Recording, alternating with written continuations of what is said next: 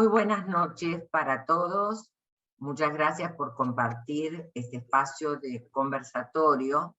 Hoy estamos en un día muy, elaborado, ¿no?, a partir de la experiencia de alguien que es colombiano y que sabemos que, bueno, la violencia en Colombia ha tomado características muy particulares desde hace muchísimos años.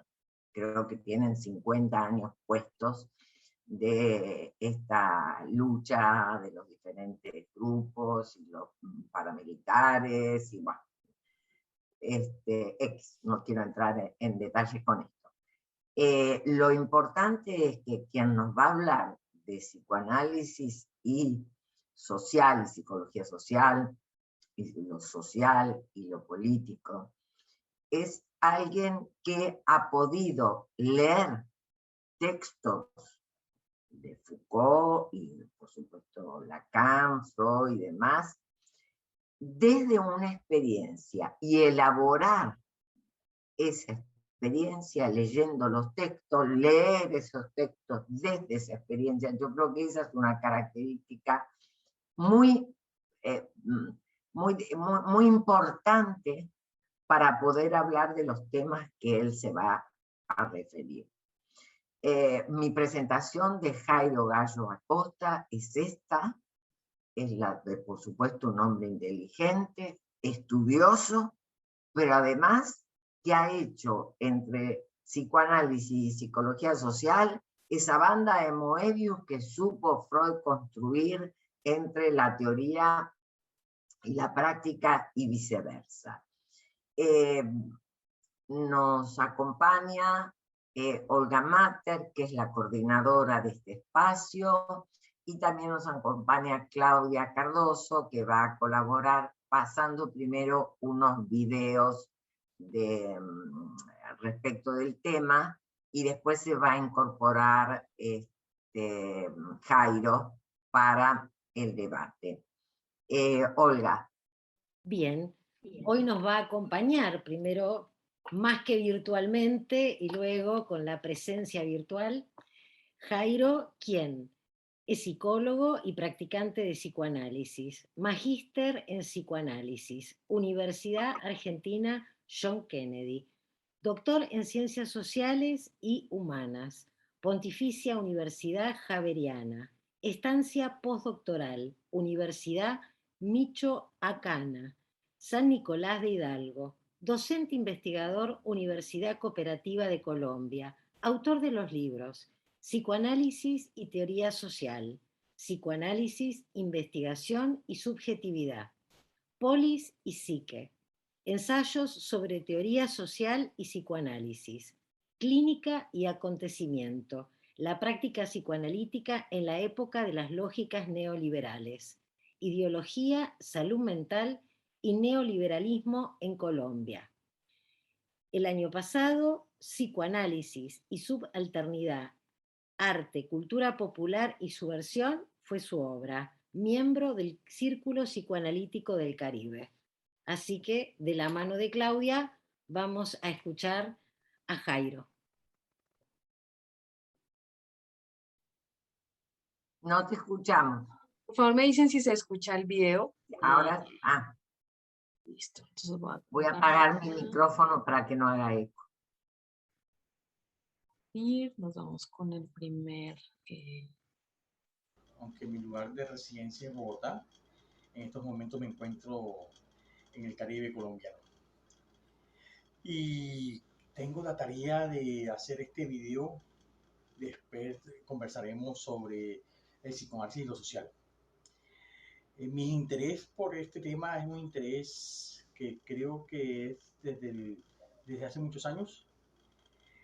Siempre he pensado que el psicoanálisis es una cuestión social, más allá de lo clínico o incluso lo clínico en convergencia con lo social. Y lo vengo pensando hace muchos años porque pienso que Freud no elaboró solamente una clínica para lo individual. Freud elaboró una clínica para pensar un sujeto inmerso en lo social. aunque la categoría de sujeto no estaba presente en Freud, Freud no usaba esas categorías, pero sí uno comienza a vislumbrar desde sus primeros textos que hay un otro social ahí que va constituyendo eso que él va a llamar lo inconsciente y que le va a permitir en la primera tópica, eso que él elabora en interpretación de los sueños como inconsciente, preconsciente, consciente, alrededor de eso que después los psicoanalistas lacanianos y mismo Lacan va a llamar el otro social. Pero uno puede rastrear eso en muchos textos de Freud, no solamente los principales que uno reconoce como los textos sociales, como se llaman así, de Freud, desde Totem y Tabú, atravesando Psicología de las Masas y Análisis del Yo, pasando por Vivir una ilusión o Malestar en la cultura, y para terminar con Moisés y la religión monoteísta ya a final de su vida.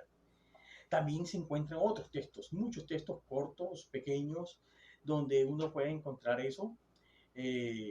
Puede encontrar lo social atravesado en la práctica clínica freudiana, desde esas primeras mujeres catalogadas como histéricas que llegaban a su consultorio, eran producto de una época que las excluía, y de cierta manera encontraron en un médico vienés formado en la Viena imperial del positivismo más recalcitrante, a un personaje, un médico raro, que podía escuchar más allá de su formación neuroanatómica, podía escuchar a unas mujeres y crear lo que se va a llamar después el método psicoanalítico.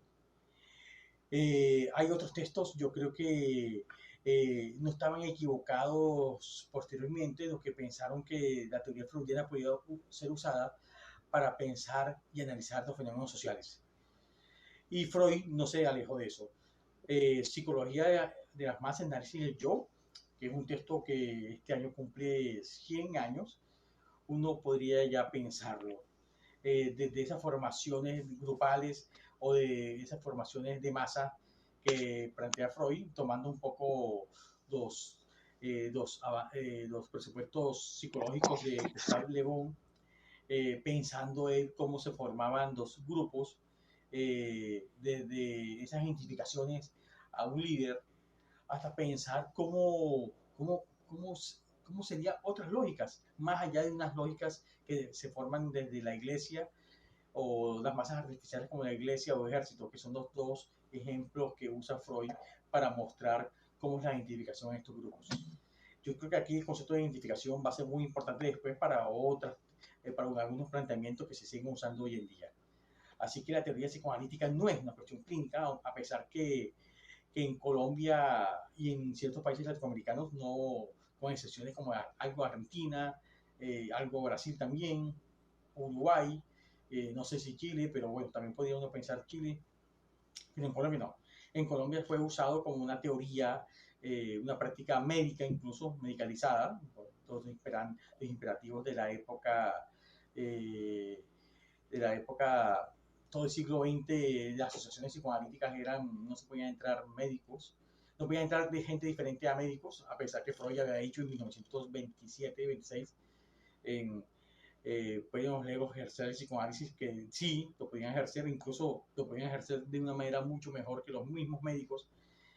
Se fue en contravía de todo ese poder médico que se iba a enquistar en las asociaciones psicoanalíticas hasta cuando, bueno, en los últimos 30, 40 años eso se fue cayendo. Hoy en día en esas asociaciones pertenecientes a la la Asociación Internacional de Psicoanálisis ya aceptan psicólogos.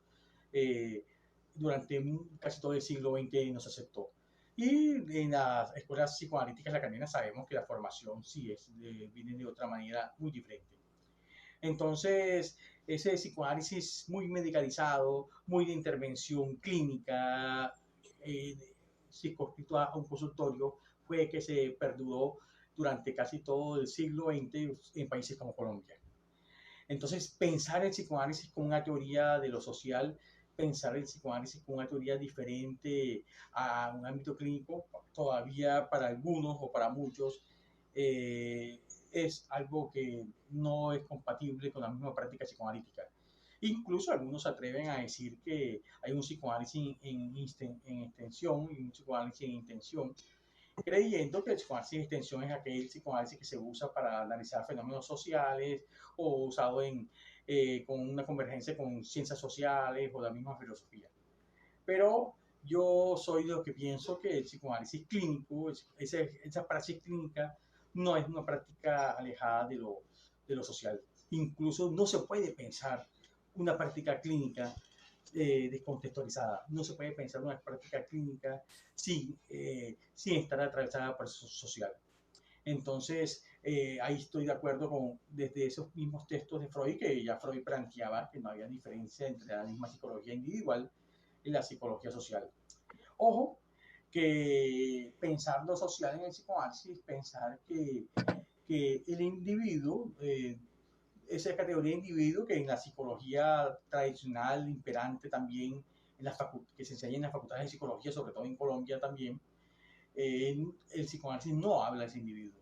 El psicoanálisis, a pesar que Freud no usaba la categoría de sujeto y la subjetividad, que va a ser usada por todo el psicoanálisis lacaniano, sí pensaba un individuo en esa intersección en lo social, y por eso es que no diferenciaba no hay diferencia, la famosa frase de Freud, entre psicología individual y psicología social. Entonces tenemos a un psicoanálisis desde sus mismos presupuestos freudianos, un psicoanálisis muy cercano a lo social, incluso atravesado por eso social, algo que después sus discípulos no siguieron todos. Ya sabemos que las escuelas que trataban de pensar un psicoanálisis mucho más popular, un psicoanálisis mucho más amplio, incluso los famosos consultorios populares que el mismo Freud había dado el visto bueno y apoyaba, se fueron disipando a finales de la década del 20, del siglo XX en Europa. Vino después toda esa cuestión de la guerra, el ascenso del nazismo, después de la Segunda Guerra Mundial, y esos experimentos que se habían dado sobre todo en Berlín y en Budapest, creo, se fueron acabando.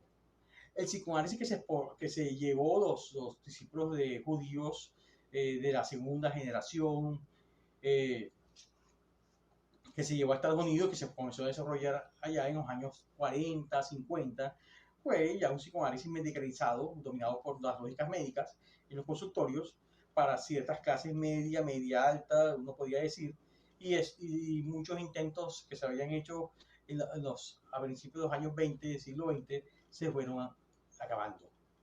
Pues bueno, afortunadamente esa posta de lo social la fue tomando toda la escuela de Frankfurt, estos famosos sociólogos que estaban representados por Horkheimer sobre todo, pero estaba Adorno, Marcuse, Erich Fromm, y fueron retomando esta cuestión de utilizando la teoría psicoanalítica para pensar lo social.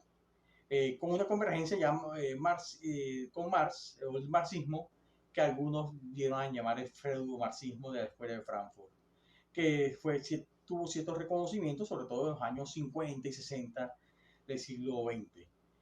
Pero ese intento parece que con algunos, hay que decirlo, algunos trabajos destacados, se fue disipando y con algunas críticas también. Ya después de un tiempo no se pudo hablar más de eso.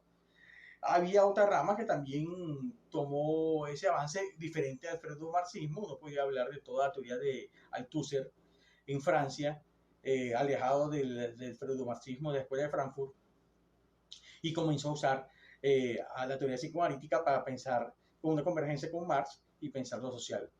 Y pero sobre todo ya utilizando algunos elementos de la teoría lacaniana.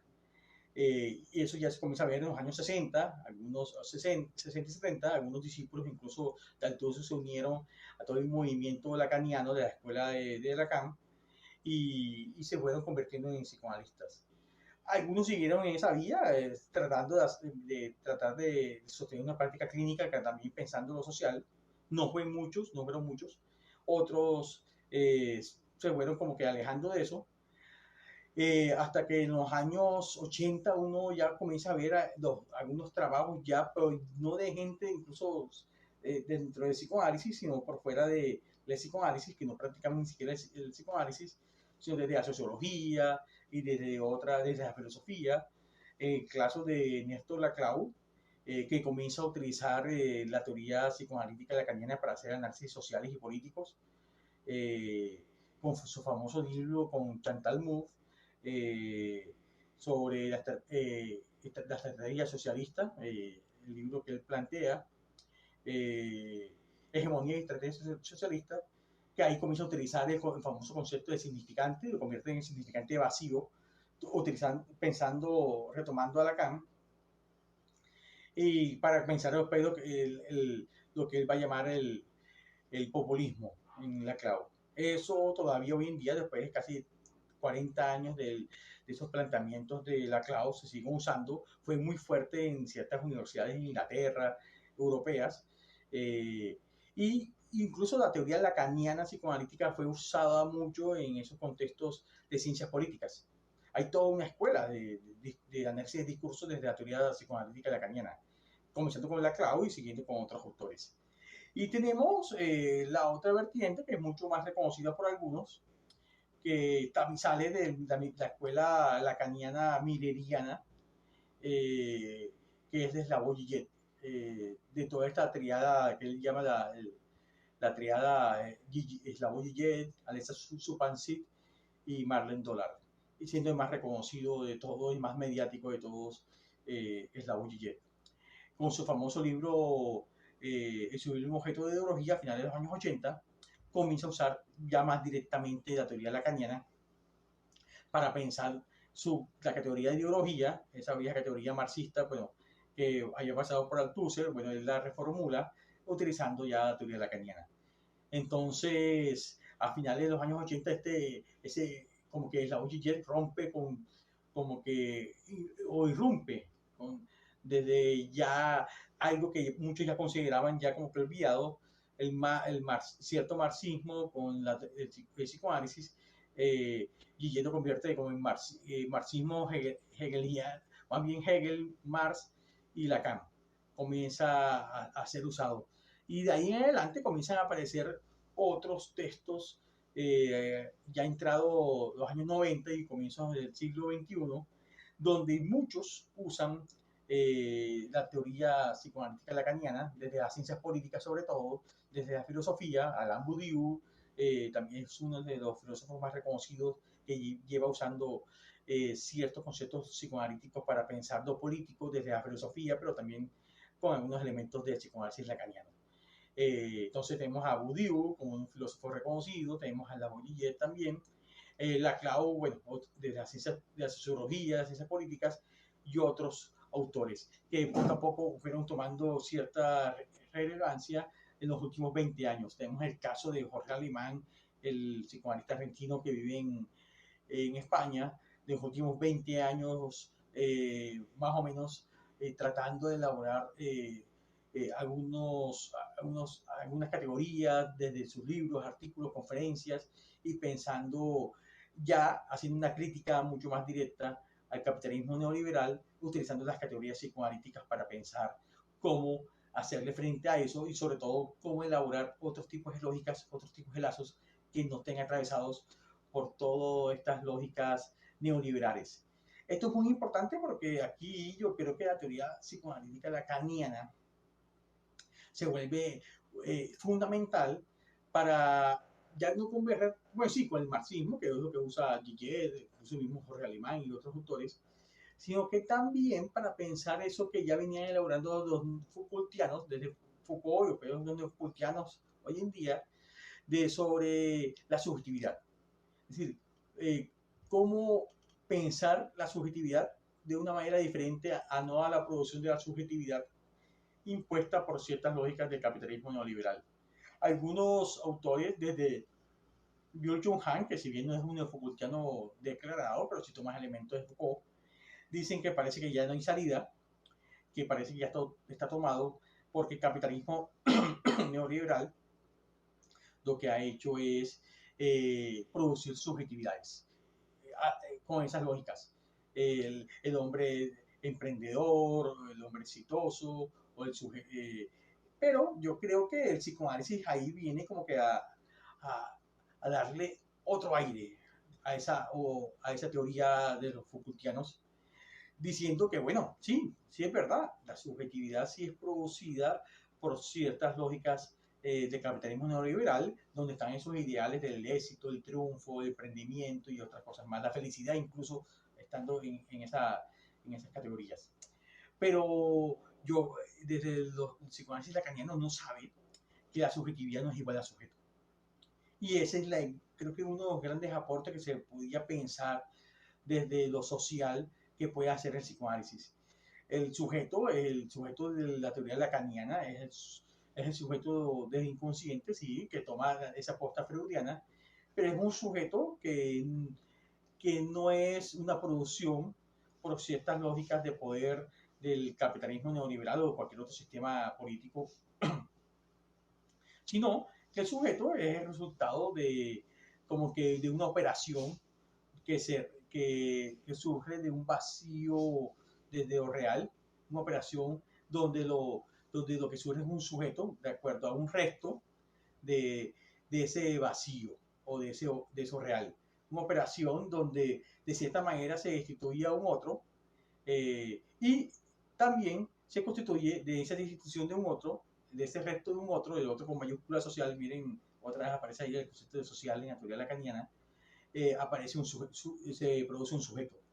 Un sujeto que de cierta manera no es la respuesta a llenar ese vacío de lo real, al contrario, es la muestra de eso real. Es decir, el sujeto como la operación de lo real, del vacío de lo real también, y ese es lo que resulta de esa operación, donde un resto es lo que hace surgir, un resto de ese vacío real, de esa operación, es lo que hace surgir al sujeto.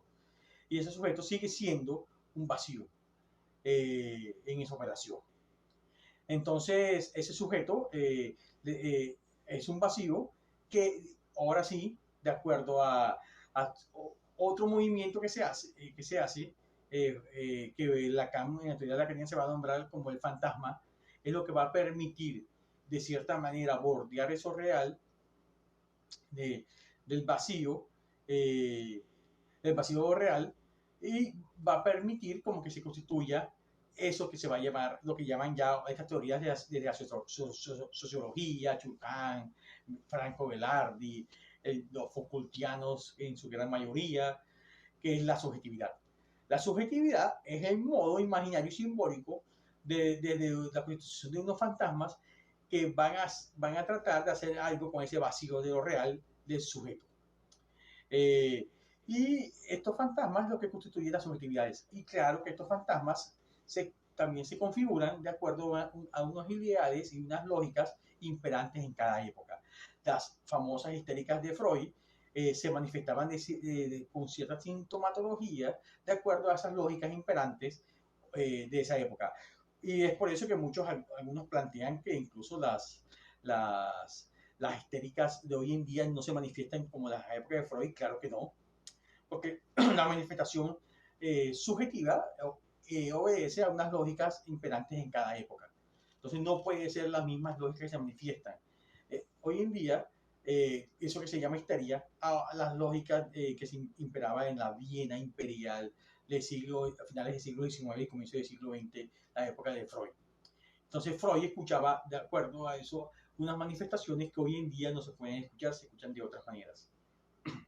Entonces esas subjetividades se configuran alrededor de un fantasma, que es lo que permite la relación entre un sujeto y un otro. Entonces la pregunta es, ¿cómo se configura ese fantasma hoy en día, en la época actual?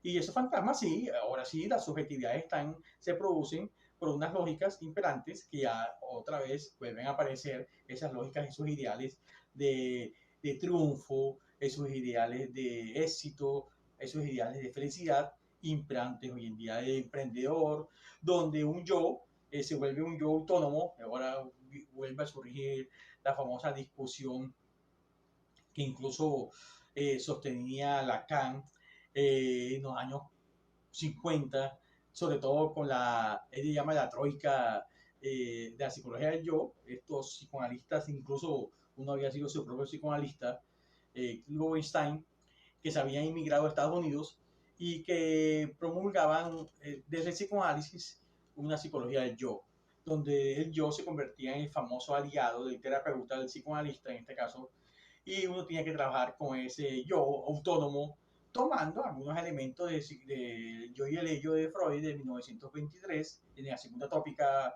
freudiana, y para decir que, bueno, con eso que había que trabajar. Uno ya sabe, ya después de un tiempo, que eso era simplemente la adaptación psicoanalítica de ese psicoanálisis freudiano muy europeo, atravesado con ese idealismo alemán de Freud, que no lo decía, pero estaba atravesado ahí, que cuando llegan estos inmigrantes psicoanalistas a Estados Unidos, se dan cuenta que para el pragmatismo anglosajón norteamericano es muy difícil hacer una práctica psicoanalítica con esos elementos epistemológicos y teóricos y metodológicos en una cultura del pragmatismo llevado a extremo por el capitalismo, donde había que ver qué se hacía para hacer un trabajo más concreto, entre comillas, con ese psiquismo que planteaba el psicoanálisis. Y encontraron al yo como el famoso aliado, el aliado con que se podía trabajar. Ya sabemos que Lacan enfila en sus primeros años de sus seminarios, su enseñanza, todo un ataque a eso. ¿Por qué? Porque eso conducía a toda una lógica adaptativa, un psicoanálisis, una praxis psicoanalítica adaptativa, es decir, adaptar a un yo a unas lógicas imperantes en un determinado lugar, en este caso la sociedad estadounidense. Y claro, los ideales imperantes de la sociedad norteamericana, American Wife, Life, el modo de vida americano, de productividad, de felicidad y todas estas cosas. Entonces, el psicoanálisis no puede estar en ese lugar, ya sabemos en qué acabó eso. Años después, en el auge del psicoanálisis en los años 40, 50, algo de los años 60, vemos que a finales de los años 60 y comienzos de los años 70, el psicoanálisis se comienza a extinguir. Y le da paso a la psicología cognitiva, que los creadores, paradójicamente, de la psicología cognitiva eran psicoanalistas, tratando de volver más adaptable la práctica psicoanalítica a esos ideales imperantes en la sociedad estadounidense, van viendo que el psicoanálisis poco o nada ya servía para esos ideales y comienzan a elaborar esta terapia cognitiva y van acabando, van poniendo como punto final a la práctica psicoanalítica que a finales de los años 70, comienzos de los años 80, prácticamente se vuelve inexistente. Hoy en día el psicoanálisis que se ve en Estados Unidos es, es, es muy raro que se practique, con excepciones de algunas escuelas todavía imperantes de la IPA, cada vez más adaptadas a neurociencia y otras cosas más, a la psiquiatría imperante, a neurología imperante, y algunas pequeñas escuelas lacanianas, que son muy pocas y con muy poca gente. Entonces parece ser que ese afán de ser adaptable el psicoanálisis en una sociedad determinada es su mismo final. Entonces volvemos otra vez a ese tema del yo autónomo, otra vez el yo fortalecido, el yo positivo, ahora mucho más cercano a la psicología positiva, donde lo que se quiere es un individuo feliz, productivo. Entonces yo creo que el psicoanálisis ahí es donde precisamente tiene que infilar sus baterías. Al contrario, no para no adaptarse a esos ideales sociales, precisamente tratando de cuestionarlo y reflexionar sobre la construcción de otros tipos de subjetividades que obedezcan más a una lógica del no todo lacaniano, porque cuando digo no todo es no totalizante, donde yo no sea autónomo, donde un yo no sea individual, sino más bien precisamente con esas lógicas no todo lacanianas, de la última teoría lacaniana, estamos hablando ya de un sujeto que pueda que pueda de cierta manera compartir sus subjetividades con otros sujetos y hacer colectivos.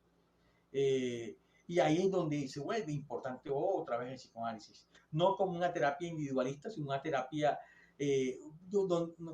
no una terapia individualista, sino una praxis donde dos sujetos pueden ser escuchados y hacer lazos con otros sujetos. Donde sus subjetividades no sean de tipo individual o pretendan alcanzar esa idea individualista, sino que pretende hacer lazo con el otro. Acordemos que el discurso capitalista, Lacan también lo plantea, a partir de los años 70, es un discurso que en ese individualismo llevado al extremo rompe con los lazos sociales.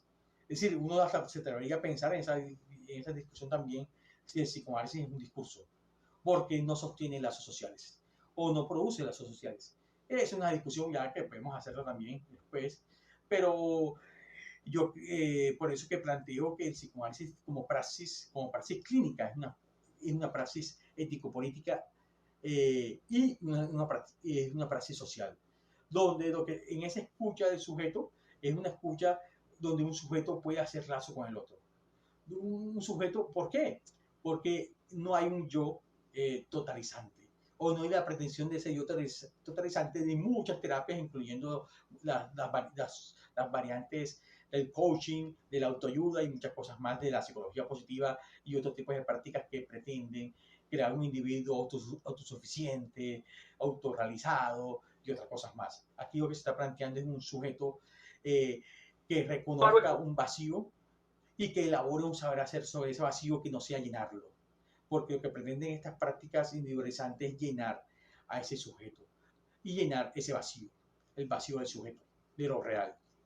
Entonces en esa escucha es un sujeto que reconozca ese lugar de vacío, que pueda bordear ese vacío, que pueda crear en ese vacío, que pueda en esa creación hacer lazo con el otro.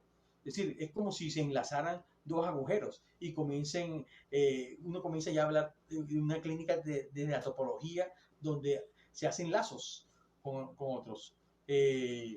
Entonces, esa es la clínica que también yo pienso, una clínica comprometida ética y políticamente, una clínica de lo social, una clínica alejada de todas estas prácticas de autorreferencia, de autosuficiencia, una clínica del no todo, una clínica topológica del no todo, una clínica ética y política comprometida.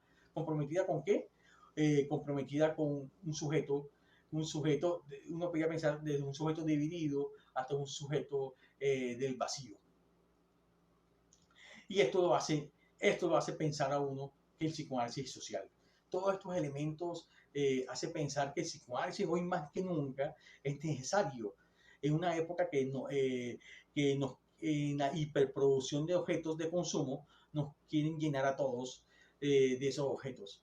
Entonces los sujetos cada vez se manifiestan de diversas maneras, desde las anoresias, las bulimias, eso que llaman trastornos alimenticios, hasta los síntomas depresivos, los síntomas ansiosos, se manifiesta de diversas maneras frente a eso a esos ideales imperantes en el capitalismo neoliberal por medio de la hiperproducción de objetos. Nos quieren cada vez ver más llenos, nos quieren cada vez como que no hacernos creer que nos podemos llenar a través de esos objetos, a través de esos ideales de completitud o de llenura, más bien, para no hablar de completitud.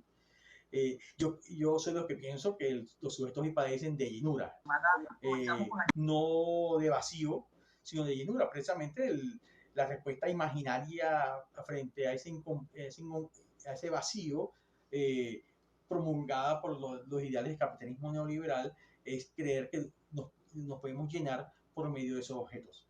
Entonces, frente a todas estas cosas es que el psicoanálisis podría ser hoy más pertinente que nunca, y sobre todo en países como los latinoamericanos. Estoy pensando ahora sí, también mi propuesta en los últimos años de pensar un psicoanálisis más contextualizado, un psicoanálisis mucho más cercano a las problemáticas o los fenómenos sociales latinoamericanos, sobre todo en un país como Colombia, donde estamos atravesados por una pobreza generalizada económica, pero también con una violencia que va desde el Estado a la violencia cotidiana. Un país donde hay casi 7, 8 millones de desplazados. Colombia es uno de los países con más desplazados del mundo, uno de los países más inequitativos del mundo, en el continente más inequitativo del mundo, como es el latinoamericano. Entonces, yo creo que un psicoanálisis en estos contextos no puede alejarse de todos estos fenómenos de pobreza, inequidad, violencia, desplazamiento, masacres, corrupción y otras cosas más. es donde ahí tenemos que comenzar a pensar estas teorizaciones desde la psicología, desde el psicoanálisis que digo, freudiano, pero también el lacaniano y otros también psicoanálisis, pensar qué hacemos, un saber hacer sobre estos fenómenos. Y también que tenga implicaciones clínicas, también en una escucha de ese sujeto en esos contextos. ¿Cómo pensar un psicoanálisis en estos contextos, atravesados por todos estos fenómenos sociales? Eso también lo podemos discutir en un rato. Pensar eso social también. No podemos usar los consultorios como trincheras, alejados de ese sujeto y sus subjetividades producidas en estos contextos latinoamericanos. Tenemos toda la teoría del sujeto, pero también tenemos toda la teoría de las subjetividades producidas en estos contextos sociales en una época determinada. Ahí la famosa frase lacaniana de un psicoanalista a la altura de la subjetividad de su época. Yo creo que eso lo tenemos que tener presente también. Un psicoanálisis donde en contextos que cada vez se vuelven más complejos, la pandemia nos ha mostrado esa precariedad social que vivimos en todos sentidos. Entonces, de esos también tenemos que comenzar a tratar y a pensar desde una praxis psicoanalítica. Y ahí es donde en pleno siglo XXI el psicoanálisis también se vuelve más pertinente, a pesar de de las exclusiones que vive la praxis psicoanalítica en países como Colombia. En las facultades de psicología casi poco o nada se habla de psicoanálisis. La psicología dominante es la psicología, la neuropsicología, pero también la psicología positiva y otras variantes. Pero también no solamente en las facultades de psicología, también se escribe en las facultades de filosofía, en las ciencias sociales en general, con excepciones como siempre. Pero yo creo que esas exclusiones no son gratuitas. Precisamente el psicoanálisis de las pocas prácticas y teorías que parece que reflexionan y critican fuertemente una posición ético-política muy fuerte frente a esos ideales del capitalismo neoliberal que nos quieren convencer de una unidad individual psicológica lista para producir y consumir. Entonces, el psicoanálisis es como que de las pocas teorías que no dice, como dice Slavoj Žižek, que no prohíbe gozar, tampoco dice gocen, sino más bien nos dicen como que pone un límite a ese goce, algo así. Un límite sin decir, sin prohibirlo, pone un límite. O permite no gozar, como plantea él. Permite, ahí no crean posibilidades, de las pocas teorías que crean posibilidades, parece, o algunas alternativas frente a estos avances imperativos superyoicos del capitalismo neoliberal, es el psicoanálisis. Entonces yo por eso pienso que el psicoanálisis es hoy más pertinente que nunca. Y yo creo que hay que comenzar a pensar entre todos los interesados de la práctica psicoanalítica, cómo hacer para sostener estas prácticas, cómo hacer para sostener una práctica psicoanalítica acorde a estar a la altura de las subjetividades de la época. Una época que cada vez es mucho más compleja, donde los imperativos o los ideales son casi inalcanzables, y mucho más en un contexto con muchas precariedades sociales que van desde lo educativo, la salud, el trabajo, que nos ha traído la pandemia. Entonces, con esto quería hacer una breve introducción a este tema. Esperemos que en un rato podamos iniciar la discusión de todas estas temáticas. Entonces, muchas gracias.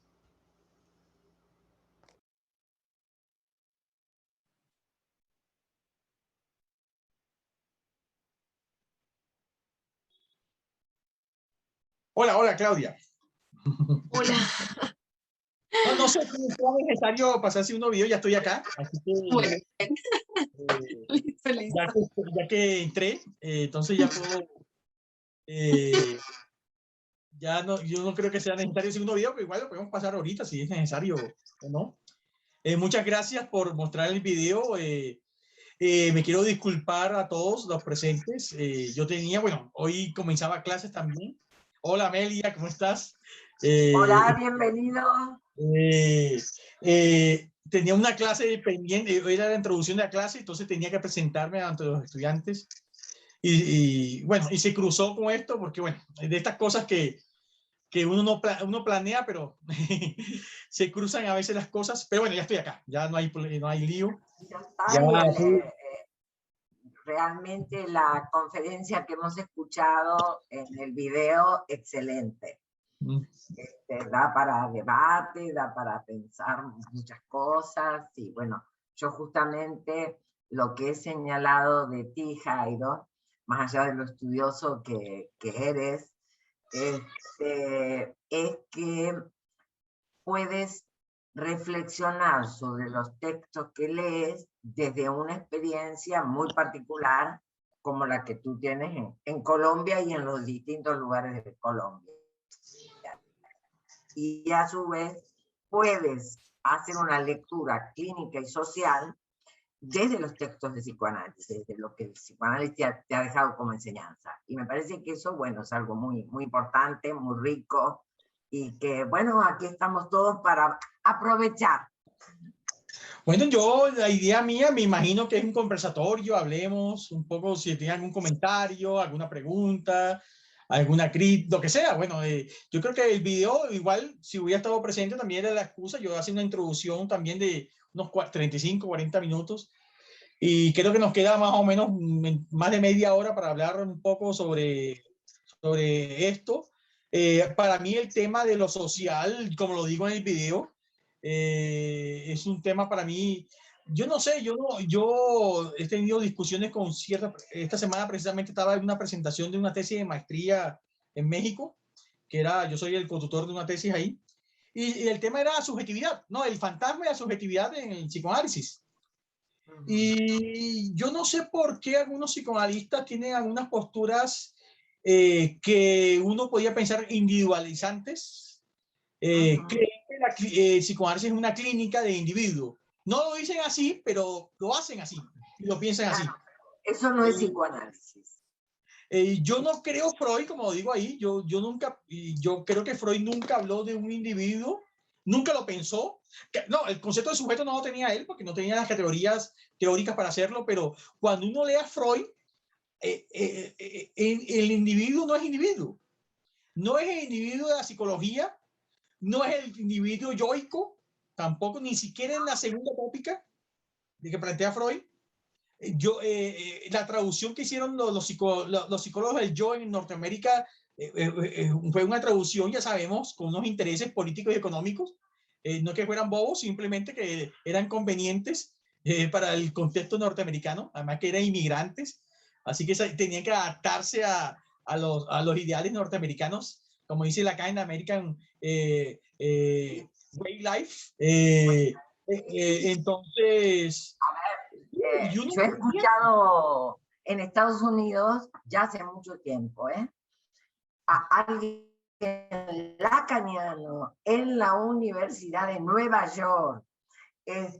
Yo pagué con otro colega mío, hemos pagado un seminario, y resulta, porque era respecto del semblante, entonces hace 20 años dijimos, bueno, allá vamos. Alguien que habla del semblante, que viene, pensamos en el seminario del semblante, evidentemente.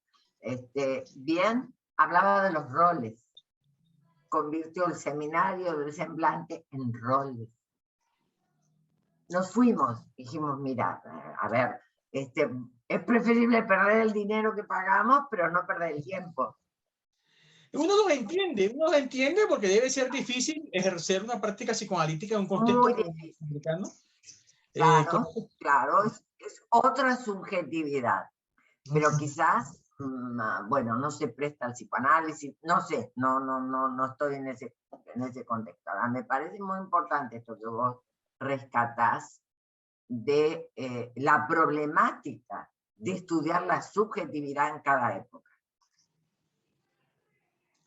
Y de eso se trata. Yo creo, algunos también escuchan ciertos psicoanalistas o ciertos psicoanalistas más bien quejándose porque las histéricas, ¿dónde están las histéricas de Freud? Esa pregunta que se hacen algunos. No están, así de simple.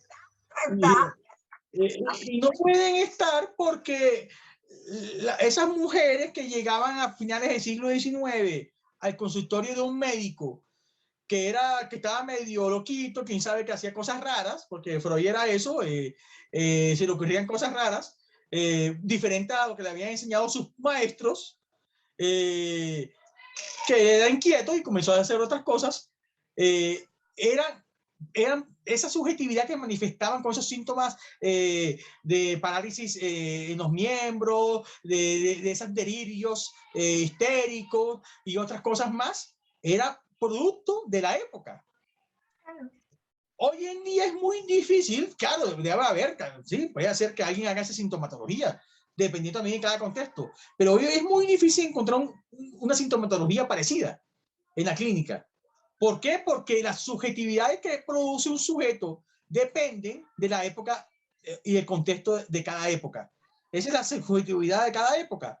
Entonces, claro, esa subjetividad era la que se producía en la época victoriana de la Viena imperial freudiana. Hoy en día, en contextos latinoamericanos, colombianos, Buenos Aires, no sé, otros países, es muy difícil encontrar eso, esa sintomatología. Porque me interesa mucho esto que tú dices de latinoamericano, ¿no? Claro, son otros contextos, son otras, ¿Cómo piensas tú la subjetividad sintomáticas tienen que ser? Entonces, la pregunta sobre dónde están estas histéricas ya no están. Es decir, es una añoranza también por encontrar una clínica pura. Esa clínica pura nunca ha existido, nunca existió y nunca existirá. Yo creo que, no sé si tú me has escuchado, Amelia, también, mi crítica también frente a cierta clínica que convierte las estructuras clínicas, neurosis, perversión, en cosas fijas. Es decir, y tampoco pueden ser cosas fijas porque la psicosis no es la psicosis en sí. Hay unas lógicas, sí podemos discutirlas, sobre esas estructuras, aunque yo soy más partidario de otra discusión, para otro ámbito, de tratar de pensar una clínica diferente a las estructuras, que ya lo han planteado Coller Soler, a Luz también lo ha planteado y otros psicoanalistas también lo han planteado. Pero bueno, esa es otra discusión para otro día. Pero tiene que ver con eso, pero a pesar si siguen usando estas estructuras clínicas, no pueden pensar las estructuras clínicas como algo fijo. Es decir, como si fuera la psicosis pura, y quieren ver el caso de Lacan, el caso Aimé, el caso de las hermanas Papá, y cualquier otro caso que haya visto Lacan en los años 50 en París, lo quieren ver acá. Es decir, sería muy raro ver el caso de Lacan tal cual. Es decir, claro, 70 años después. Y en otro contexto, en otro país, sería muy raro. Pero bueno, a veces uno sospecharía que cuando uno encuentra esos casos tal cual, uno como que, ¿será que uno los adapta a la subjetividad de uno mismo? Sería la pregunta. Pero bueno, entonces yo creo que aquí esas mismas estructuras aquí se pueden presentar de otras maneras, pero bueno, esa es otra discusión también a nivel clínico. Es por eso que la clínica está atravesada también por lo social, por el otro social. La clínica está atravesada por esas subjetividades, a pesar que nosotros escuchamos a un sujeto, ese sujeto, uno escucha decir a un sujeto, pero al final uno escucha con las producciones subjetivas de un sujeto. Eso es lo que uno escucha. En Buenos Aires, en una época cuando yo era estudiante, decíamos que había dos psicoanálisis. El psicoanálisis de Recoleta, Barrio Norte, digamos, de gente con una vida muy recoleta, y de mucho dinero, de mujeres que no trabajaban, etc. Y un psicoanálisis, por ejemplo, el del Hospital Lanús, en donde el psicoanalista salía a recorrer el barrio. Bueno, eran cosas completamente diferentes. Y ni bueno ni malo, ni uno ni el otro, pero hay que saber pensar desde las categorías de lo social. Y por eso tú me conoces en ese sentido como yo pienso, y por eso me he hecho un segundo doctorado en psicología social. Pero yo lo que estaba pensando es, bueno, me pregunto, o quería preguntarte, ¿cómo vas pensando una subjetividad latinoamericana, si has pensado en el postcolonialismo. En el segundo video, yo voy a preparar un segundo video de 10 minutos, hacia un recorrido por los libros que yo he escrito, desde el primero hasta el último. El último que se acaba de presentar hace unos días, Sí. se llama Un psicoanálisis abigarrado.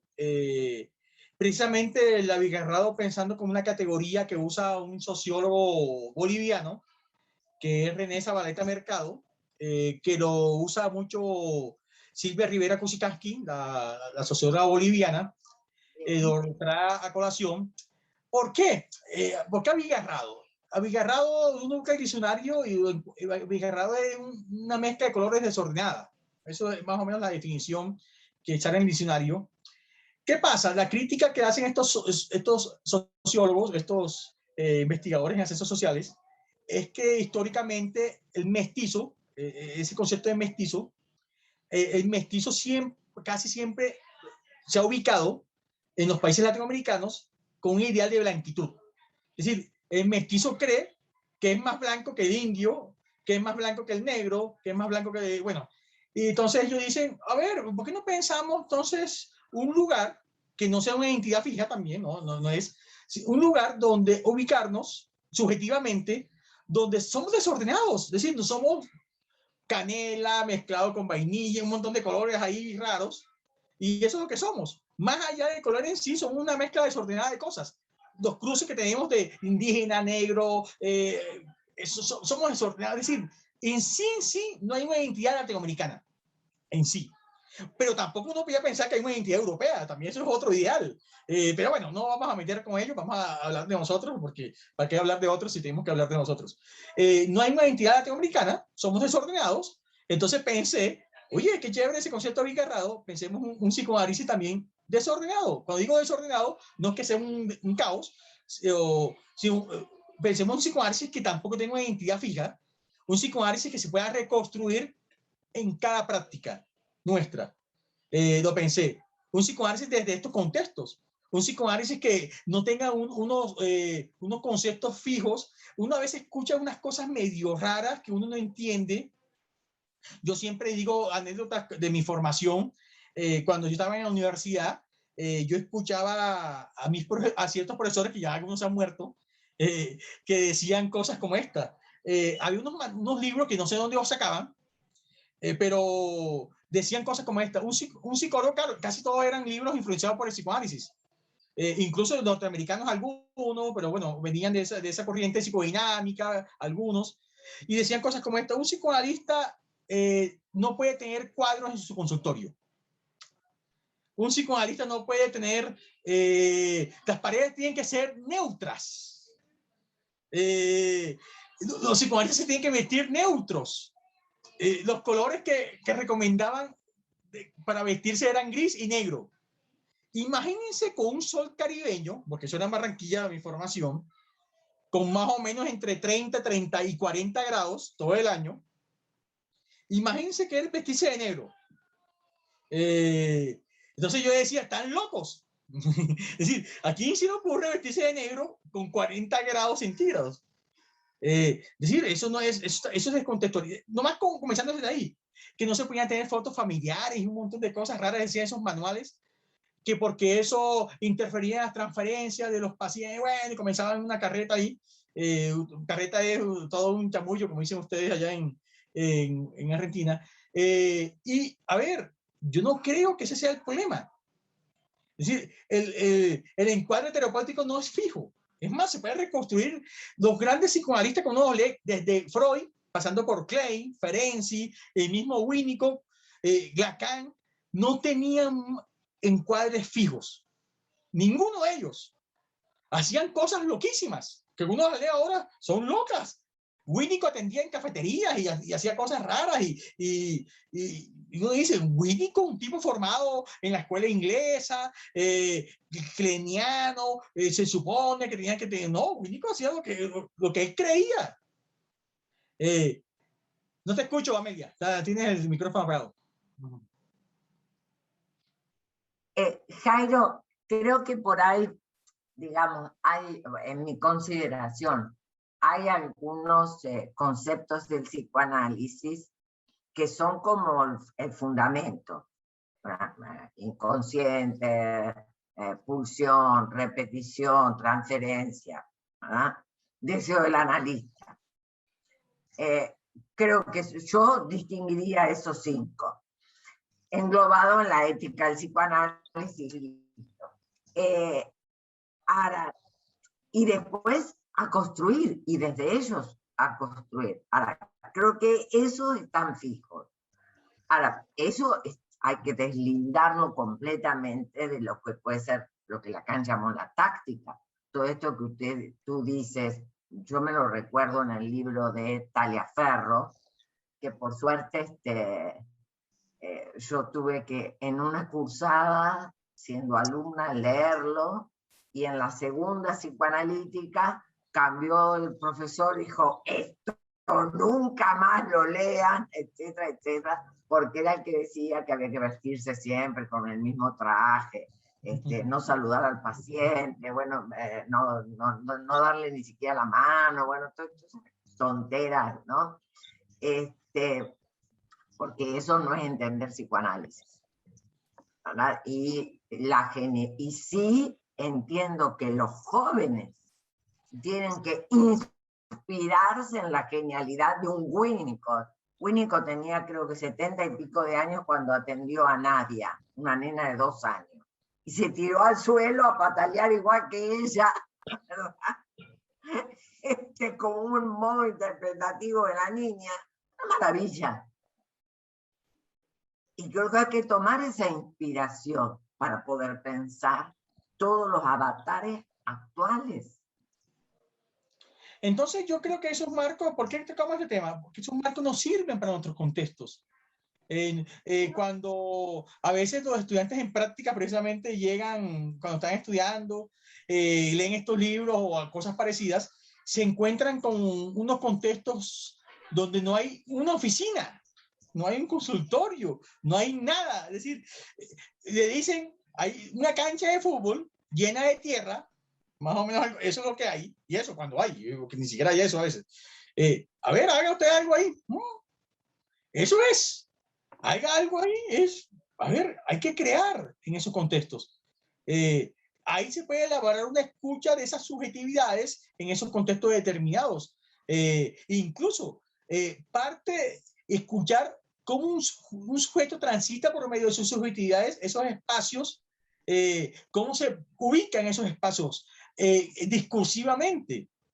Y además de eso, tiene unas historias donde los significantes de ese sujeto se reconstruyen ahí a través de unos fantasmas. Y que uno puede teorizar sobre eso. El problema no es el consultorio, el problema no es el diván. Esa es otra discusión que hay hace rato. Yo no entiendo esas discusiones también, que si no hay diván, entonces no hay psicoanálisis, si no hay diván, yo no sé, un montón de cosas raras que no sé, teóricamente yo no sé de dónde las sacan. Eso no se puede sostener teóricamente. Yo creo que esas cosas hay que dejarlas, que se hagan cargo lo que las dicen. Porque, Perdón. Me parece, gracias Jairo por lo que nos compartís y que nos enseñás, pero yo pienso que cuando Lacan dice que es el psicoanálisis, es lo que se espera de un psicoanalista, ¿no? O sea, me parece que tendríamos 2 categorías diferentes. Una cosa es el psicoanálisis y lo social, y otra cuestión es el psicoanalista y lo social. ¿No? ¿Vos qué opinás? Yo no puedo, a ver, en las dos cosas, esa es la misma discusión, no sé, se me ocurrió ahora, el psicoanálisis en intención y el psicoanálisis en intención, que es otra discusión que también aparece ahí. Yo no creo mucho, a ver, yo creo en la topología. Yo siempre estoy pensando en topología, tanto es así que me hice un tatuaje topológico de la banda de Moebius. Yo no creo en adentro ni de afuera, por lo menos yo sí creo que el gran descubrimiento epistemológico freudiano desde el psicoanálisis es una cuestión que Freud rompe con el adentro y afuera. Rompe con interno y externo. Rompe con esas dicotomías. Yo creo que aquí, entonces ahí donde viene, que yo creo que lo comento ahí en el video, por eso que Freud llega a decir esa famosa frase que mucha gente usa y repite cada rato: no hay diferencia entre lo individual y lo social. Ahora, eso que tú planteas yo creo a veces trae un problema a veces epistemológico. Nosotros nos podemos desligar de lo social en esa escucha, sería la pregunta. Nosotros también estamos ubicados nosotros, a ver, nosotros no hay un otro del otro. A ver, lo estoy pensando así. Es decir, no hay un otro que dé cuenta del otro. Entonces, nosotros no podemos desligarnos de eso. A veces creo que hay ciertas posiciones psicoanalíticas, o no solamente en el psicoanálisis, también uno ve en la filosofía, en la sociología, en ciertas disciplinas, también lo ve también así, donde se ubica en un lugar neutro, o un lugar que puede mirar todo de una manera objetiva, o puede desligarse de eso que lo circunscribe como sujeto. Entonces, y pueden dar cuenta de eso, desligándose de eso que da cuenta, algo así. Ya, yo creo que la teoría cuántica, estoy pensando en esas cosas, ya plantea, toda esta teoría cuántica plantea que uno no puede desligarse de lo que habla. Ustedes dirán, pero eso es obvio, no se puede desligar, pero ojo, que durante mucho tiempo, mucha gente ha pensado que sí se puede desligar. Incluyendo no solamente en las disciplinas científicas, sino que también en el mismo psicoanálisis también hay gente que lo ha planteado. Y que ese es un problema epistemológico también. Y no podemos desligarnos de eso. Nosotros hacemos parte de eso. Nuestra escucha también está atravesada por eso también. Ahora, la pregunta desde el lugar del analista es: ¿qué hacemos con eso, con ese lugar donde nos ubicamos también en la misma escucha con un otro que escuchamos? Eso es lo que siempre hay que preguntarse. ¿Qué hacemos con eso? Ejemplo, todas estas discusiones que hay ahora en el campo psicoanalítico, de toda la teoría queer, qué hacer con todas estas personas, cuando el psicoanálisis históricamente, hay que reconocerlo, históricamente fue excluyente. No todos, pero sí hubo cierto psicoanálisis dominante que fue excluyente. Acuérdense que estaba hasta prohibido que los homosexuales ejercieran el psicoanálisis durante mucho tiempo. Y eso no fue una persona, fueron muchos que dijeron eso. Desde Otto Rahn hasta hoy en día lo planteaban. Es decir, ahora, ¿qué hacemos con eso? Es decir, ¿podíamos desligarnos de eso? Sí fuimos, y en unos más que otros se quedaron callados, bueno, lo que sea. Pero sí fuimos de cierta manera cómplices de ciertas exclusiones con ciertas personas que ahora nos están cuestionando eso. Están cuestionando si el psicoanálisis era una teoría patriarcal, machista, excluyente, bueno, muchas cosas más. Sí lo era. Sí lo era, desafortunadamente, en muchos casos. No en todos, pero sí en muchos casos lo fue. Muchas instituciones lo fueron. Es decir, y esa práctica, ahora para contestarte un poco, no sé si esa práctica en las instituciones formaba psicoanalistas. Es decir, los psicoanalistas son también productos de las mismas instituciones donde se forman, o de los mismos lugares donde se forman. Es decir, y la escucha que ejerce este psicoanalista está, de cierta manera, implicada en esas instituciones y con las lógicas institucionales inmiscuidas o insertas en unas lógicas sociales también. Entonces, uno no... Sí, oiga, disculpa. No, pensaba mientras te escuchaba que en realidad sigue siendo una cuestión riesgosa desde Freud hasta acá que el psicoanálisis se convierta en una religión.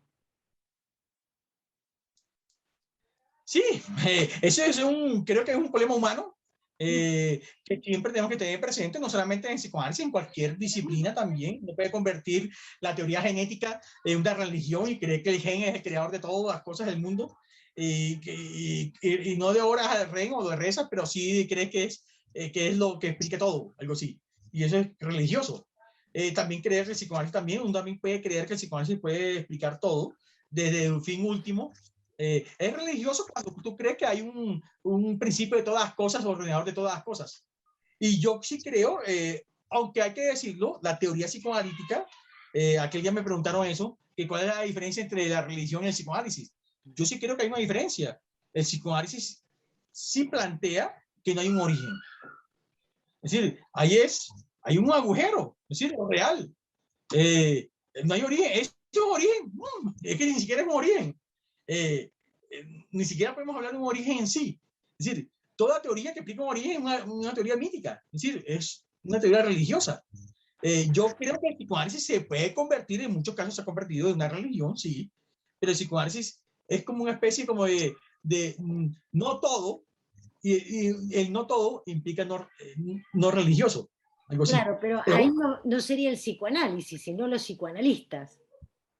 Bueno, que lo convierte en una religión. Sí. Ahí es donde, ¿no? Me parece, digo. Ahí quisiera decir algo en relación a esto, ¿no? Vos decías recién, Jairo, los analistas somos producto de las instituciones que nos formaron o de ciertas instituciones. Bueno, también la historia personal particular y los intercambios de cada uno de estos analistas han hecho elegir algunos lugares donde formarse o elegir otros. Elegir qué lugares y qué escuelas transitar y qué modos de abordar la clínica y qué otros. Están los que, como vos, y como dice Amelia, nos ponemos las botas y pateamos el barro, ¿no? Y montamos un consultorio en nuestra casa, mirá donde yo estoy ahora, ¿no? En el cuarto de mi hija, porque es más cómodo, y atiendo a mis pacientes, o me quedo en la práctica cerrada del consultorio, ¿no? Y no atiendo a nadie porque estamos en pandemia. Y yo me pregunto, ¿cómo se puede trabajar sin tener en cuenta lo social, sin estar atravesados por lo social? No lo puedo entender. ¿Cómo? Si cada uno es cada quien y sus circunstancias, incluso desde los dichos de Freud, desde el inicio. ¿No? ¿Cómo es posible, digamos, trabajar si no es así? Yo voy a contar de historia un poco de Colombia. No lo puedo pensar, ¿entendés? Algo que pasó algo curioso en Colombia. Voy a contar la historia de Colombia, porque es la historia de mi país, donde yo vivo. El poco psicoanálisis que se hizo en Colombia o que se está haciendo en Colombia tiene dos momentos. El primer momento fueron unos psicoanalistas que se formaban en Inglaterra o en Estados Unidos, que eran médicos. Acuérdense que las instituciones de la IPA solamente aceptaban médicos hasta hace unos 30 años, 40 años más o menos. Eran médicos que después llegaban a Colombia, formados en ese psicoanálisis medicalizado, y eran psicoanálisis de clínica médica con algunos conceptos psicoanalíticos, unos más, otros menos, pero no vamos a meternos en eso ahora. Y ese fue el primer momento. Un momento que nunca fue hegemónico, nunca en Colombia el psicoanálisis nunca ha sido dominante, nunca. Pero era un psicoanálisis de médicos, psiquiatras, casi todos ejercían la psiquiatría, pero para unas élites, eran para ciertos sectores de élite en Colombia. Eran pocos, no eran muchos, comparados con otras ramas, eran pocos. Sí, uno cree que son muchos, pero si uno los cuenta, no eran muchos. Nunca las dos asociaciones psicoanalíticas de Colombia, de la IPA, tuvieron mucha gente. No pasaban entre las dos, nunca llegaron a 300, creo yo, nunca, entre las dos. Una ciudad que tiene 8 millones de habitantes, Bogotá, eso es poco. Bueno, antes tenía menos, pero eso es poquísimo. Ese fue el gran momento del psicoanálisis. El segundo momento uno podía ver ya desde los lacanianos que llegaron en los años 80, más o menos hace 40 años, llegaron 30 y pico, 40 años a varias ciudades, Medellín, Bogotá, de donde yo soy, Barranquilla. No son muchos, eran mucho menos todavía, siguen siendo muy pocos. Y yo a veces digo que entre los psicoanalistas de la IPA y los psicoanalistas lacanianos no llega a 1000 en Colombia. A 1000. En un país de 50 millones de habitantes. Entonces, a ver, ¿qué pasó? Tanto los primeros como los segundos sí han repetido una historia, no todos, como siempre. En la IPA hubo dos psicoanalistas muy brillantes, José Francisco Socarrás, que se interesaba por lo social, lo político, bueno, pero esas son excepciones siempre hay excepciones en todos lados. Los rebeldes, como siempre, salen los síntomas institucionales. Pero, a ver, ¿qué ha pasado? La historia se ha repetido en general. ¿En qué? Se han encerrado. Esa es la historia. Desafortunadamente ha sido la historia. Los primeros médicos, psiquiatras, psicoanalistas se encerraron en su consultorio. Un psicoanálisis para pocos. Y los segundos, los lacanianos, de cierta manera han repetido la misma historia. Es decir, la historia se repite, primero como tragedia, después como farsa, un poco marxista el asunto. Entonces, esa ha sido la historia, desafortunadamente, del lacanismo, el poco lacanismo que ha habido en Colombia. Ojo, otra vez, como siempre hay excepciones. Siempre en cada lado hay, yo conozco varios lacanianos que también se interesan por lo social, lo político, pero son pocos también. Son pocos y cada vez que hablan de esas cosas son mirados extrañamente. Ay, que eso no es clínica, que eso es quién sabe qué cosa, eso es un psicoanálisis aplicado, no sé qué cosa, un psicoanálisis en extensión, y comienza con sus categorías raras. Yo sí creo que eso sigue siendo psicoanálisis. Que cambia de contexto, cambia como que ciertas cosas, pensar, teorizar, eso hacía Freud. A ver, lo hacía Freud en Toque en Tabú, lo hacía Freud en Malestar en la Cultura, lo hacía Freud en Porvenir de una Ilusión, lo hacía Freud en Psicología de las Masas y Análisis del Yo, y bueno, y otros textos más que son muchos. Entonces, lo hacía también Lacan, a ver, el seminario 15, el seminario 16, 17, 18, 19, bueno, lo hacía también. Entonces, yo no sé de dónde parece que hubiese un ideal de un psicoanálisis puro o de un psicoanalista puro. Y eso implica cierto encerramiento, algo así, una cosa medio rara, pero sí ha pasado. De pronto también son los contextos, yo sí creo que es mucho más cómodo, entre comillas, cómodo estar en un consultorio escuchando gente y ya, puede ser que sea más cómodo, no sé. Pero yo creo que eso hace morir al psicoanálisis. Eso fue lo que hizo morir al psicoanálisis en Estados Unidos. Eso precisamente. Entonces, yo creo que el futuro del psicoanálisis es un psicoanálisis dando cuenta de eso social. Eso es lo que pienso. Bueno, eso es lo que quería decir. No sé si hay otro comentario. A veces hablo mucho.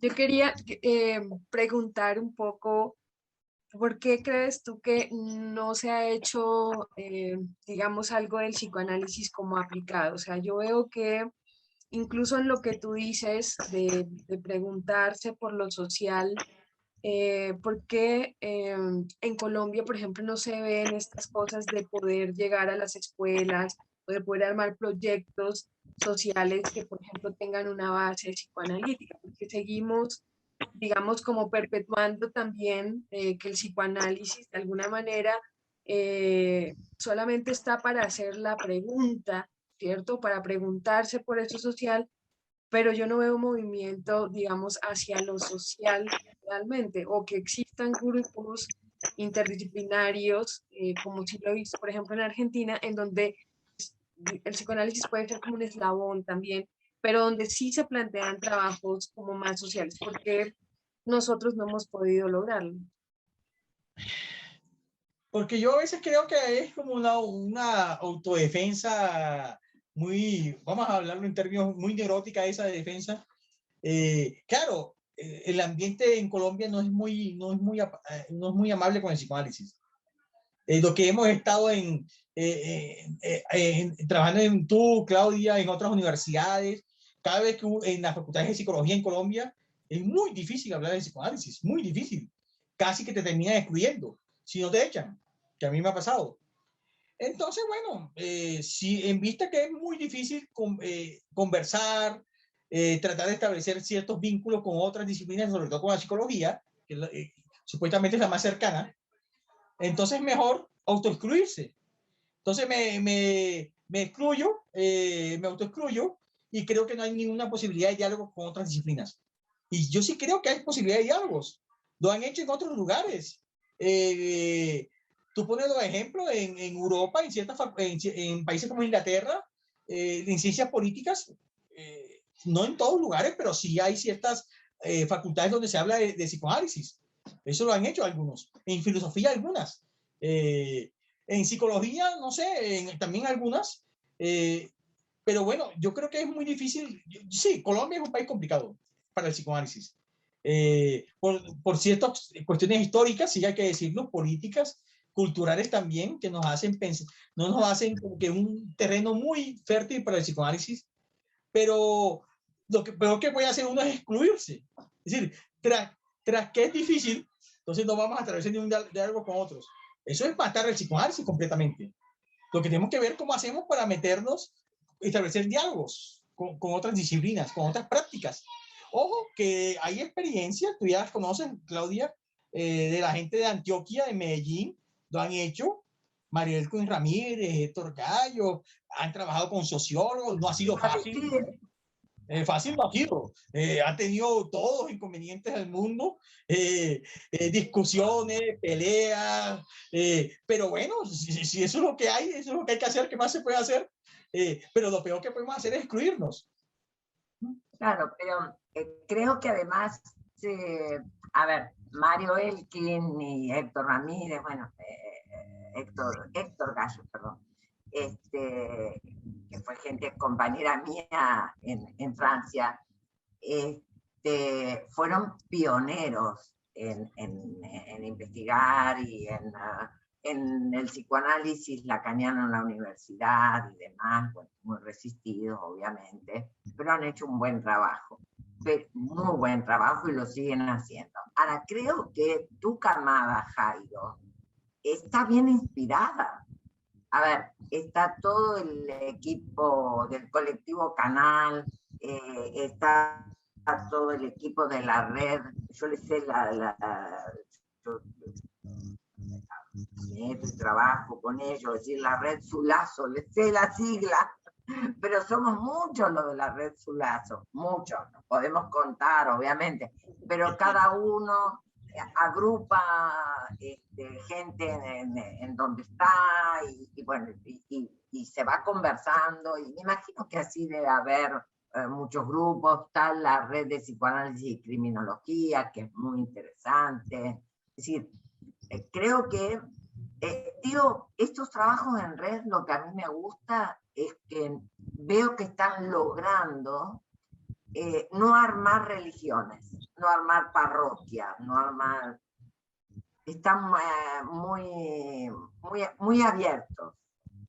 Tú tienes razón, en esa generación que todos conocen, está John James, desde Pereira, también está en la Universidad del Valle, hay otros, bueno, ya no son muchos, sí, uno cuenta, son 10, 15, por ahí máximo, no hay más.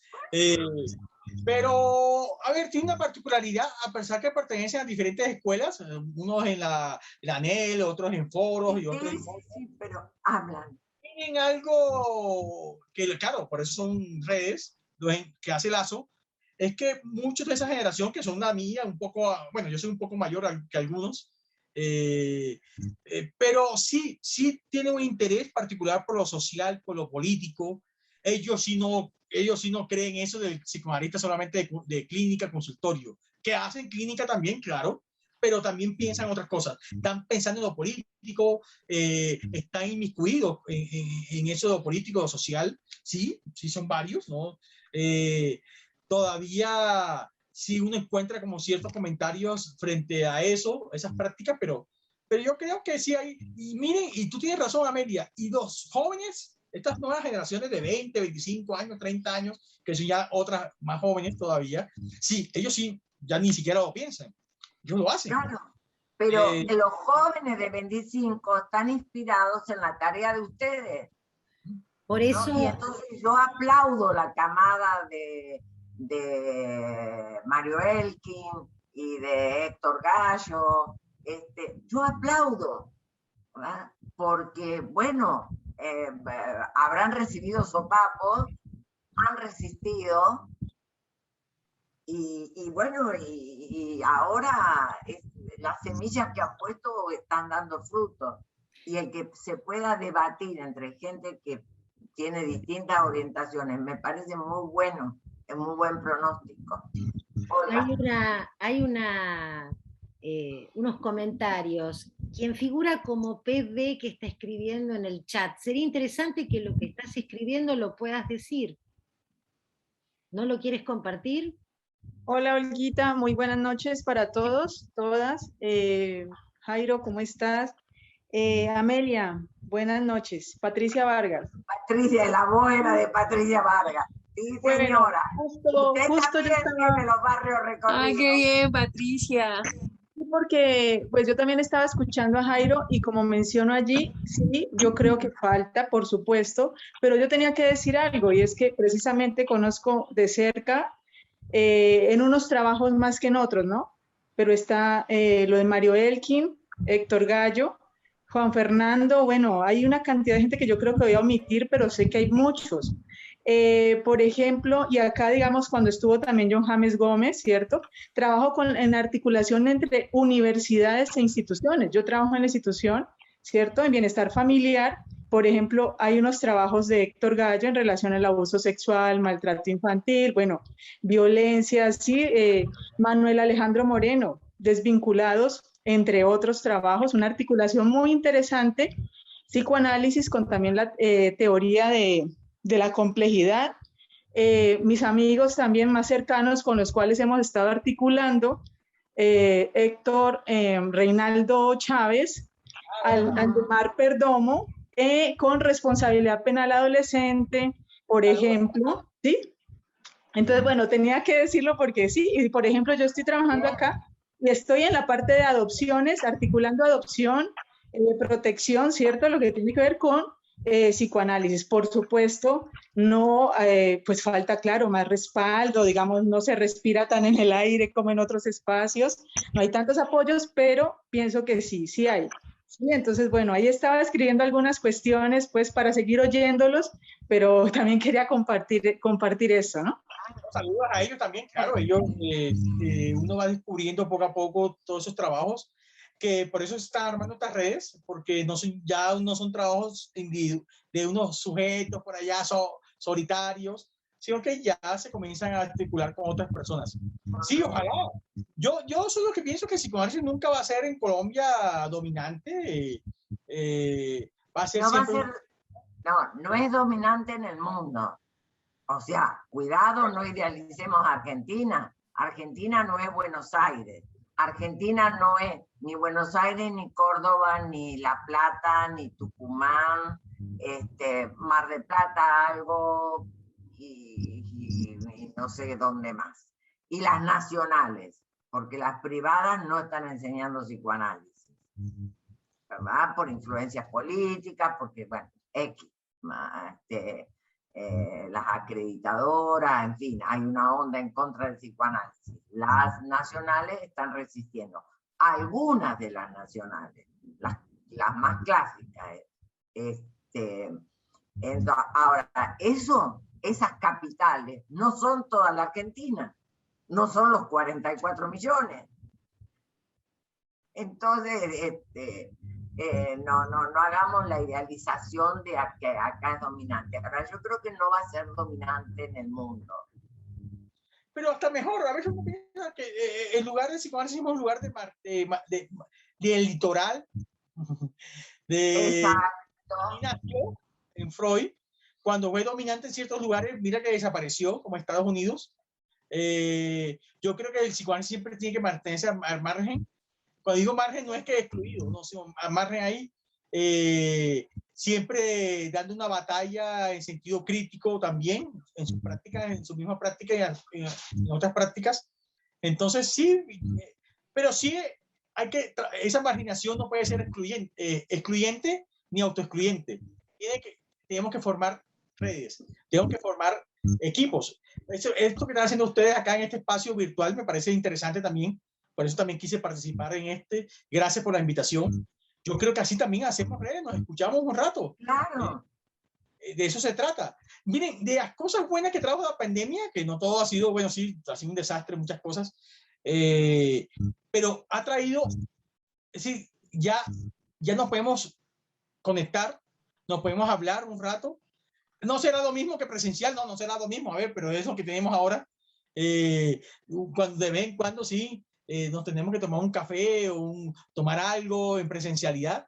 Ya sabemos los costos de los pasajes en Latinoamérica que son costosísimos, pero bueno, habrá oportunidades alguna vez de encontrarnos presencialmente, pero esto facilita estos encuentros. Escucharnos un rato, necesitamos escucharnos, saber que hay 10 allá, 10 acá, hay otros 10 a otro lado y no somos solitarios y podemos hacer lazo y podemos crear otros tipos de vínculos con el otro, desde una praxis psicoanalítica. Eso también es importante.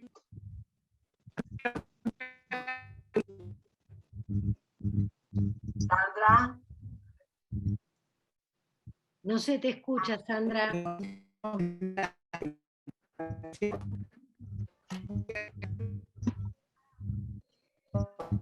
Tenés mucha interferencia, Sandra. No, no se escucha, parece que la conexión no está bien.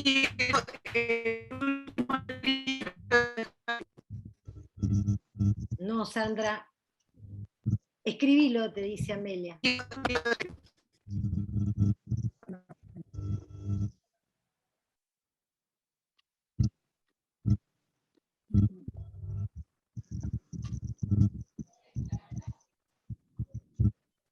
Tiene que haber libros anteriores de Mario Elkin, por ejemplo, y de Héctor, porque yo he leído libros anteriores.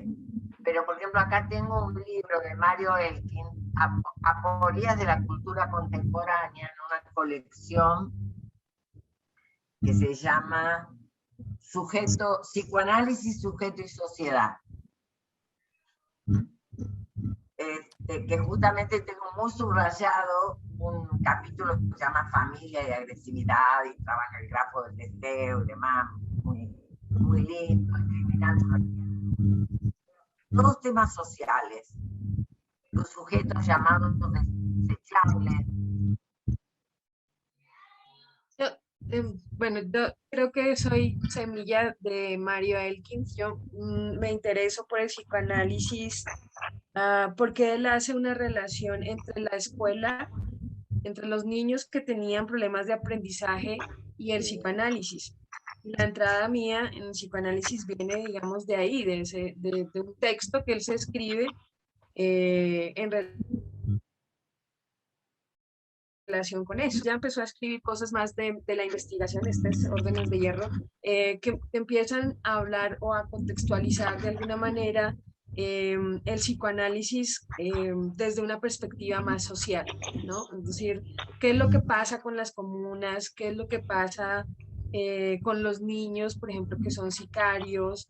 Que ese es como el trabajo social que se viene haciendo, o sea, como desde la investigación poder dar cuenta de qué es lo que nos pasa. Y ya, bueno, posteriormente los trabajos que ya hace Jairo en relación, por ejemplo, con la política, qué pasa con Colombia, cuál es la repetición, porque siempre, digamos, repetimos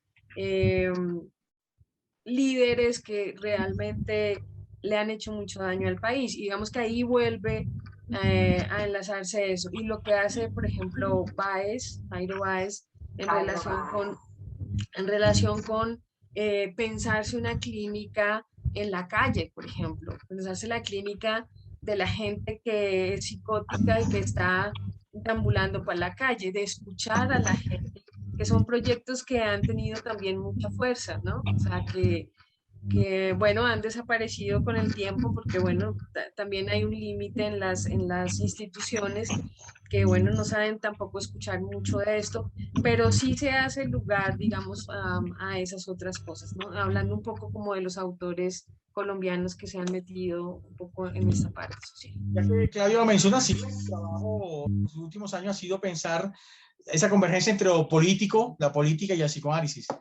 Ese ha sido como que mis últimos... En el video que tenía, el segundo video que tenía para hoy, hablaba un poco sobre eso, sobre todo los últimos 2-3 libros, los últimos 4 libros, algo de eso se habla.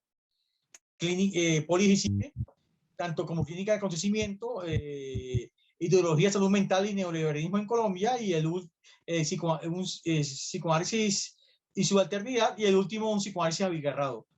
Trato de pensar las cuestiones políticas, un poco también, uno de los precursores en Latinoamérica de esos temas fue Jorge Alemán, que lleva muchos años trabajando el tema de lo político y el psicoanálisis.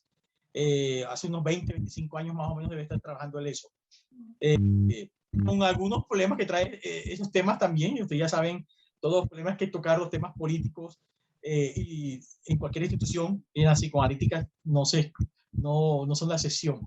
Pero bueno, ese es también mi otro campo que he tratado de indagar un poco. Siempre la pregunta, ¿por qué elegimos lo que elegimos? ¿Por qué nos merecemos, por qué tenemos los políticos que tenemos? Y es que parte de nuestra aporía, nuestro malestar, es que elegimos lo peor, parece, siempre. Pero bueno, ahí vamos, en eso. Igual, digamos, yo considero que eso hay que mirarlo en un contexto latinoamericano y de cada país de Latinoamérica, pero también saber que en Europa hay malas elecciones, en fin. Hay muchos países europeos que sus elecciones no son las mejores. Ahora, hay como un retorno. Exacto. Un retorno de ciertas cosas. Hay un retorno, sí, hay un retorno de ciertas cosas. Ahora, yo creo que es sumamente importante la labor en cada país por lo social, ya sea por el interés teórico de cruzar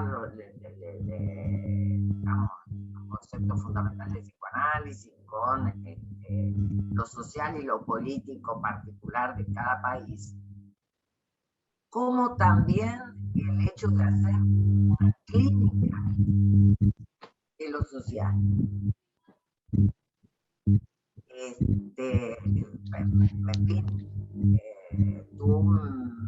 Me acuerdo cuando, bueno, vos fuiste mi lazo con María Clemencia Castro, que te dije, me la ubicas. Esta mujer lo que escribe no es una gran teórica, pero lo que escribe se nota que esta mujer sabe, ¿verdad? Los primeros trabajos que se hicieron con excombatientes son de Claro. ella, de hace más o menos 20 años, en la investigación que hicimos conjunta con Jairo y con Catherine y con Mario Elkin. Revisamos bibliografía desde esa época, más o menos 21 años llevan ellos. Ahora, fíjate la fuerza de ella. Hay que tener fuerza. ¿Por qué? Porque ella logra armar un grupo de trabajo dentro de la Universidad Nacional y los propios psicoanalistas de la Universidad Nacional la dejan de costado. Siguió adelante. Y eso es lo importante, que cada uno sepa ser leal a sí mismo, como quien diría, ser leal a su propio deseo. Y no deja,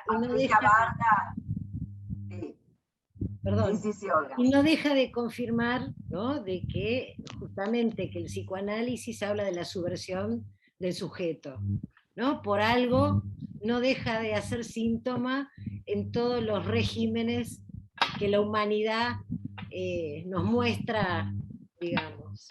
Bueno, si les va pareciendo, cerramos con un aplauso a nuestro invitado de hoy. Lindo. Muy bien. Bueno, gracias por la invitación, espero que esta conversación haya sido provechosa para pensar estas cuestiones de lo social, lo político, lo contextual de una práctica psicoanalítica tanto en Latinoamérica como en estos contextos colombianos, argentinos y otros países. Espero que haya sido de provecho esta conversación. Entonces, muchas gracias por la invitación también. Muchas gracias a ti, muchas gracias. Un gusto. Y la pregunta que me quedó es cómo me encuentro con el último libro que comentó Jairo, que me pareció bellísimo.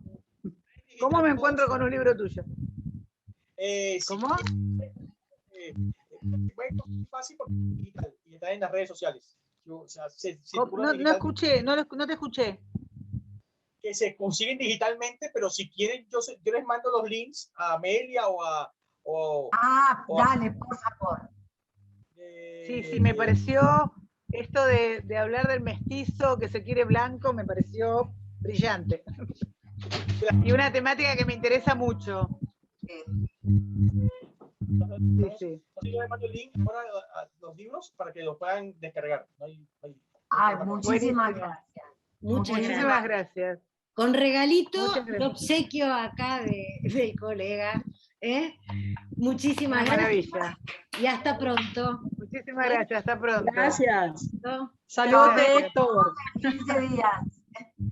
Chao, gente. Hasta pronto. Hasta Un pronto. abrazo. Muchas gracias, Jairo.